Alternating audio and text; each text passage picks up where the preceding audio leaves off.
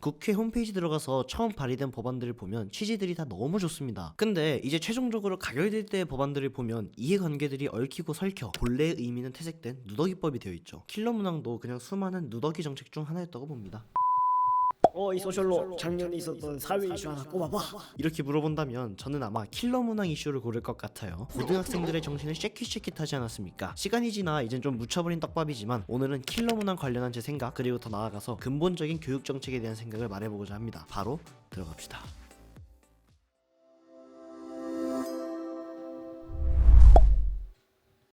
99.9%의 고등학생들이 저와 같은 입장이겠지만 킬러 문항 배제 정책은 완전히 실패한 정책이라고 봐야죠. 정책의 목적도 달성이 안 됐고 부작용만 남았잖아요. 킬러 문항 배제 정책의 목적을 크게 두 가지로 볼 수 있을 것 같아요. 첫 번째, 사교육비 절감. 두 번째, 공교육 범위에서 문제 출제. 근데 두 개 다 됐냐 이거예요. 첫 번째, 킬러 문항 배제로 사교육을 덜 받아도 되겠는데? 라고 말하는 주위 친구들을 단 한 명도 본 적이 없습니다. 사교육비 지출 그래프는 계속 우상향이고요. 두 번째, 이건 솔직히 무슨 말인지 이해가 잘 안 됩니다. 처음에는 일반고의 내신식 시험 문제와 수능식 시험 문제가 다르긴 하지.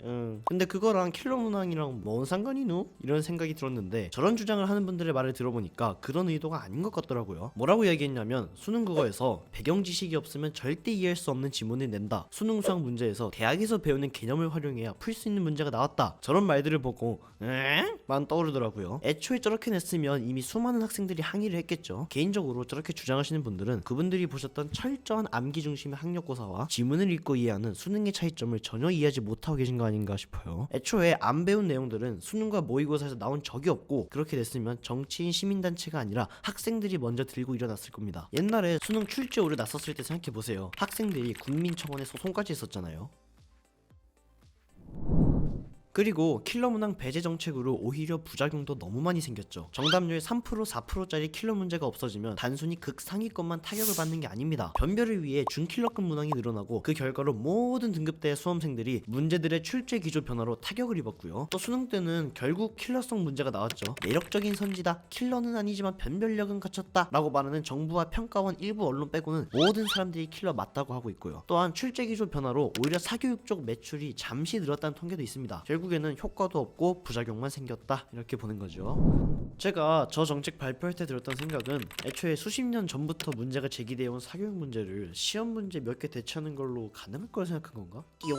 이에요. 이전부터 논란이 됐던 교육 정책들이 많이 있죠. 예를 들면 특목 자사고 폐지라던가 고교 학점제라던가. 그런데 개인적으로는 킬러 문항 배제 정책 포함 이러한 일련의 정책들이 전부 다 무쓸모라고 생각합니다. 이렇게 저렇게 바꿔봤자 다 거기서 거기가 아닌가. 도토리 퀴즈기 같아요. 다들 아시겠지만 의치, 한혁수, 스카이, 서성한, 중경외시 이렇게 대학교가 완전히 서열화되어 있는데 아무리 그 밑에 있는 중고등학교 정책을 바꿔본들 결국에는 어떤 식으로든 다시 서열화될 거라고 봐요. 특목 자사고를 없애도 8학군, 분당, 평촌 등 좋은 학군들이 서열화될 거고 고교 학점제를 만든다고 해도 극소수를 빼고는 전부 대학에 들어가기 유리한 과목을 듣겠죠. 킬러 문항 이슈도 이런 것과 결이 비슷하다고 봅니다. 마치 풍선 효과처럼 킬러 문항 없애도 그만한 부작용이 분명히 튀어나올 겁니다. 최근에 교육 정책을 보면 그다지 전폭적으로 지지를 받는 정책들이 거의 없는 것 같습니다. 그 이유는 문제의 본질을 찌르기보단 그저 교육 발전에 힘쓰는 것처럼 보이는 정책, 포퓰리즘적인 정책을 남발하는 느낌이니까요. 그럼 같이 본질을 찾아서 올라가 봅시다. 왜 점점 1인당 사교육비 지출이 커집니까? 공교육만으로는 상대평가인 정시 수시에서 좋은 점수를 받기 어려울 거란 판단 때문이죠. 그럼 왜 좋은 점수를 받으려고 합니까?